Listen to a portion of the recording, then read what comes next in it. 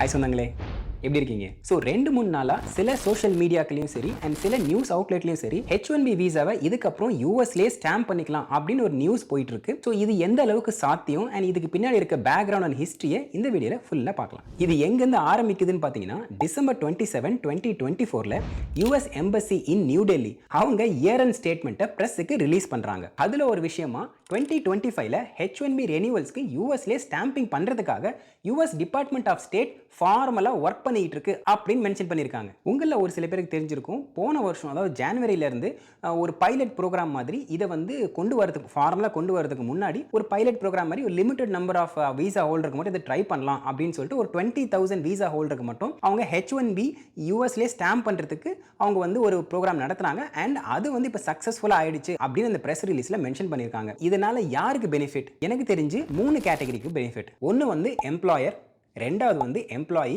And மூணாவது வந்து US government. So first வந்து எம்ப்ளாயர், அவங்களுக்கு என்ன பெனிஃபிட் அப்படின்னு பார்த்தீங்கன்னா, இப்போ இருக்க கரண்ட் சிச்சுவேஷன் எப்படி இருக்குன்னு பார்த்தீங்கன்னா, ஒருத்தங்க அமெரிக்காவில் H1Bல ஒர்க் பண்ணுறாங்கன்னு வச்சுக்கோங்க. அவங்க கண்ட்ரியை விட்டு வெளியே போயிட்டு இந்தியாவுக்கோ இல்லை அவங்க சொந்த நாட்டுக்கோ போயிட்டு திருப்பி யூஎஸ்குள்ளே வரணும் அப்படின்னா அவங்க பாஸ்போர்ட்டில் வீசா வந்து ஸ்டாம்ப் ஆயிருக்கணும். அப்போ தான் வந்து உள்ளே வர முடியும். ஸோ இதனால் என்ன ஆகுதுன்னு பார்த்தீங்கன்னா, ஒரு வெக்கேஷனுக்கு போகிறதா இருந்தாலும் சரி இல்லை ஏதோ ஒரு விஷயத்துக்காக அவங்க வந்து ஹோம் கண்ட்ரிக்கு போகிற மாதிரி இருந்துச்சுன்னா அங்கே போயிட்டு அந்த எம்பசியில் மட்டும்தான் வந்து வீசாவை ஸ்டாம்ப் பண்ண முடியும். இது வந்து ஒரு சில கேசஸில் வந்து நிறைய ஹர்டல்ஸ் இருக்கும். ஏன்னா இங்கேருந்து போகிறதுக்கு முன்னாடி வெல் அஹெட் பிளான் பண்ணணும், நம்பர் 1.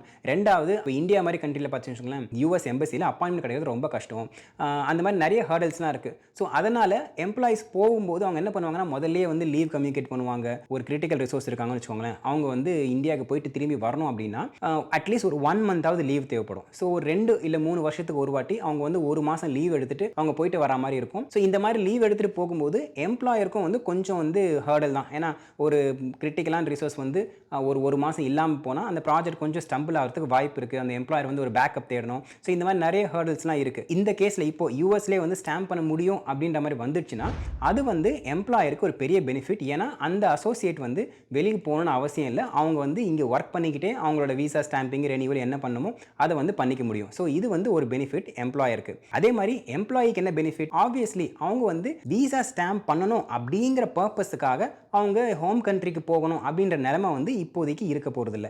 ஏன்னா இது நான் முதல்ல சொன்ன மாதிரி தான், அப்பாயின்மெண்ட் எடுக்கணும், அதுக்கப்புறம் முதல்ல வெல் ப்ரிப்பேர் ஆகணும், அப்புறம் ஒரு சில நேரத்தில் நீங்கள் வந்து ஹோம் கண்ட்ரிக்கு போயிட்டு அதுக்கப்புறம் திரும்பி வரணும்னா எப்படி உங்களுக்கு வந்து ஒரு பர் பர்சனுக்கு ஒரு $2,000 $3,000 வந்து செலவாகும். நீங்கள் ஃப்ளைட் சார்ஜஸ், அதுக்கப்புறம் அங்கே போய் செலவு பண்ணுறது, அதுக்கப்புறம் நீங்கள் 2-3 வருஷம் கழிச்சு நீங்கள் இந்தியாவுக்கு போனீங்கன்னா எல்லாரும் வந்து எனக்கு என்ன வாங்கிட்டு எனக்கு என்ன வாங்கிட்டு அப்படி கேட்பாங்க. அவங்களுக்கு எல்லாருக்கும் வந்து ஒன்று வாங்கிட்டு போகிறது. ஸோ இதெல்லாம் பார்த்தீங்கன்னா ஒரு $3,000 மினிமம் தேவைப்படும். ஸோ இது வந்து எம்ப்ளாயி வந்து இங்கேருந்தே ரெனியூ பண்ணுற மாதிரி ஒரு ஆப்ஷன் இருந்துச்சுன்னு வச்சுக்கோங்களேன், அவங்களுக்கு வந்து பெரிய பெனிஃபிட். ஏன்னா இந்த ஹர்டல் எதுவுமே இருக்காது அண்ட் அவங்களுக்கு கொஞ்சம் மணியும் வந்து சேவ் பண்ண முடியும்.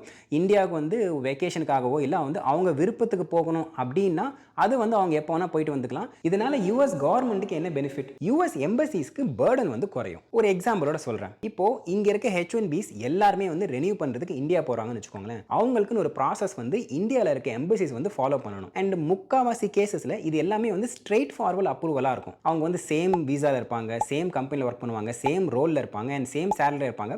ஸோ இது எல்லாமே சேமாக இருக்கும்போது அவங்களுக்கு வந்து ஓகே உங்கள் பேர் என்ன, ஒரு சில டீடைல்ஸ் கேட்டு அவங்க வந்து ஓகே அப்ரூவ் அப்படின்றாங்க. ஸோ இந்த மாதிரி வந்து வீசாஸ் எல்லாமே அவங்க யூஎஸ்லேயே வந்து ரெனியூ பண்ணுறாங்கன்னு வச்சுக்கோங்க, யூஎஸ்லேயே வந்து ஸ்டாம்ப் பண்ணி கொடுத்துட்டாங்கன்னா வெளிநாட்டில் இருக்கிற இந்தியா இல்லை மற்ற கண்ட்ரியில் இருக்க அந்த எம்பசிஸ்க்கு வந்து பர்டன் வந்து குறைஞ்சிரும். அவங்க புதுசாக வர H1Bயை கொஞ்சம் வந்து கான்சென்ட்ரேட் பண்ணுவாங்க அண்ட் கொஞ்சம் குவாலிட்டியான இண்டிவிஜுவல்ஸ் மட்டும் உள்ள விடலாம் அப்படின்ற மாதிரி அவங்க வந்து டைம் சேவ் ஆகும். இது வந்து யூஎஸ் கவர்மெண்ட்டுக்கு ஒரு பெரிய ஹெல்ப்ஃபுல்லாக இருக்கும். ஸோ இதில் இருக்க லிமிடேஷன்ஸ் என்ன?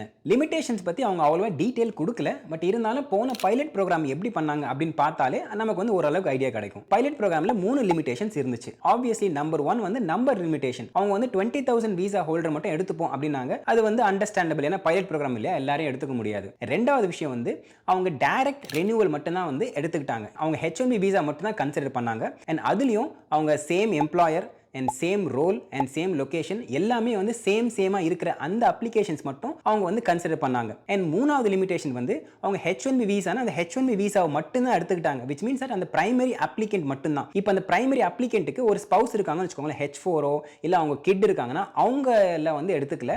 அந்த பிரைமரி அப்ளிகேண்ட் மட்டும்தான் வந்து எடுத்துக்கிட்டாங்க. ஸோ இதெல்லாம் தான் போன பைலட் ப்ரோக்ராமில் லிமிடேஷன்ஸாக இருந்துச்சு. அடுத்து என்ன 2025ல கொண்டு வர போகிறோம் அப்படின்னு சொல்லியிருக்காங்க இல்லையா? ஸோ அதனால் இதுக்கப்புறம் வருமா அப்படின்னு பார்த்தீங்கன்னா அவங்க ஒர்க் பண்ணிக்கிட்டு இருக்கோம் அப்படின்னு தான் சொல்லியிருக்காங்க. அதுக்கு மேலே எந்த ஒரு டீட்டெயிலும் அவங்க கொடுக்கல. அண்ட் நான் நிறைய சோர்ஸை தேடி பார்க்கும்போதும் யூஎஸ் டிபார்ட்மெண்ட் ஆஃப் ஸ்டேட்லேருந்து இதை பற்றி எந்த ஒரு ப்ரெஸ் ரிலீஸோ இல்லை எந்த ஒரு நியூஸ் ஆர்டிக்கலோ வந்து வரல. இப்போதைக்கு இந்த இன்ஃபர்மேஷன் தான் அவைலபிளாக இருக்குது. அது மட்டும் இல்லாமல் அடுத்து வந்து இப்போ ஜனவரி 20 வந்து ட்ரம்ப் அட்மினிஸ்ட்ரேஷன் வர போகிறாங்க. அவங்களோட ஸ்டான்ஸ் இதில் வந்து வேறையாக இருக்கலாம். இந்த யூஎஸ்ல ஸ்டாம்ப் பண்ணுற இந்த ப்ராசஸ் வந்து இது புதுசு கிடையாது.